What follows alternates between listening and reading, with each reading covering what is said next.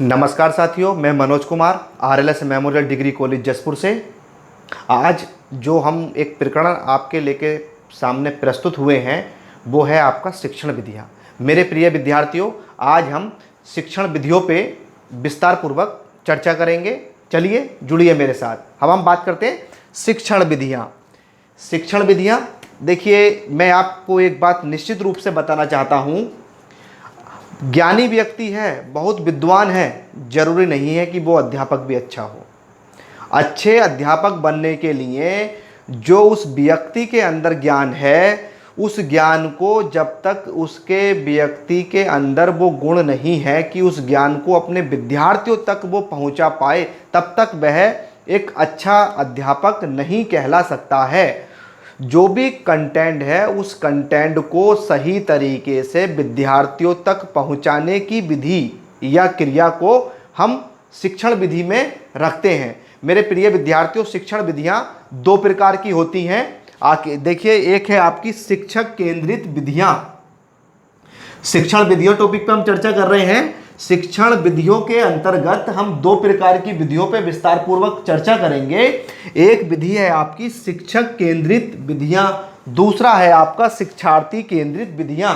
देखिए, मुख्य रूप से विधियां दो प्रकार की होती हैं, एक शिक्षक केंद्रित और दूसरी शिक्षार्थी केंद्रित। शिक्षक केंद्रित वह विधि कहलाती है जिसके अंतर्गत अध्यापक को केंद्र में रखा जाता है। इन विधि में मुख्य रूप से जो योगदान होता है, मुख्य रूप से जो सक्रियता होती है, वो अध्यापक की होती है। इसीलिए इन विधि को हम शिक्षक केंद्रित विधि कहते हैं, यानी कि केंद्र में इस विधि के अंतर्गत अध्यापक रहता है, विद्यार्थी इसमें इतना सक्रिय नहीं रहता है।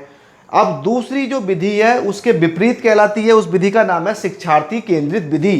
प्रिय विद्यार्थियों, समझ में आ रहा है? गुड।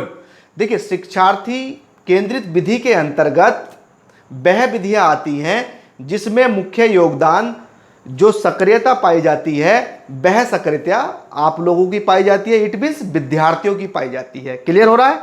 तो देखिए, इसके अंतर्गत मैं बात करूं आपसे शिक्षक केंद्रित विधियों के अंतर्गत जो विधि है उस पर मैं चर्चा कर रहा हूं। एक है आपकी व्याख्यान विधि, एक है व्याख्यान प्रदर्शन विधि और एक है आपकी ऐतिहासिक विधि। अब हम थोड़ी चर्चा करते हैं आपसे व्याख्यान विधि पे। देखिए, व्याख्यान विधि क्या है समझ लीजिए। व्याख्यान विधि प्राचीन काल से लेके निरंतर सतत चलती हुई आ रही है। चाहे आपका वैदिक काल रहा हो, आधुनिक वैदिक काल रहा हो, बौद्ध काल रहा हो, मुस्लिम काल रहा हो, या आपका आधुनिक काल रहा हो, या वर्तमान काल की भी हम बात कर लें, इन सभी जब प्राचीन से लेके आज तक ये विधि निरंतर चलती हुई आ रही है। जितनी प्रासंगिकता एक विधि की वैदिक काल में थी, उतनी ही प्रासंगिकता इस विधि की बौद्ध काल में भी रही है, और बौद्ध काल के साथ साथ मुस्लिम काल में भी इस विधि का अपना अलग ही योगदान रहा है।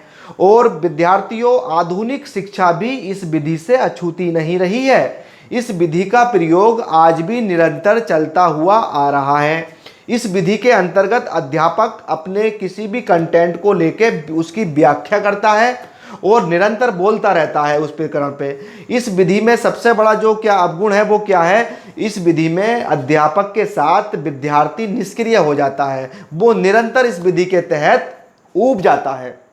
बात क्लियर समझ में आ रही है?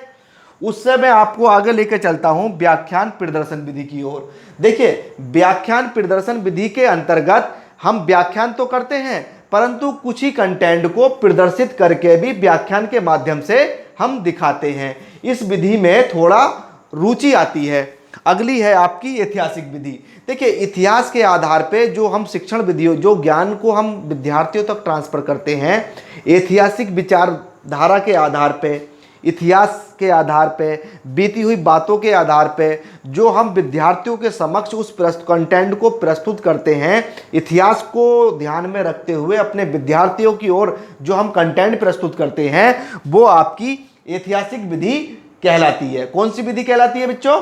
ऐतिहासिक विधि। क्लियर हो रहा है?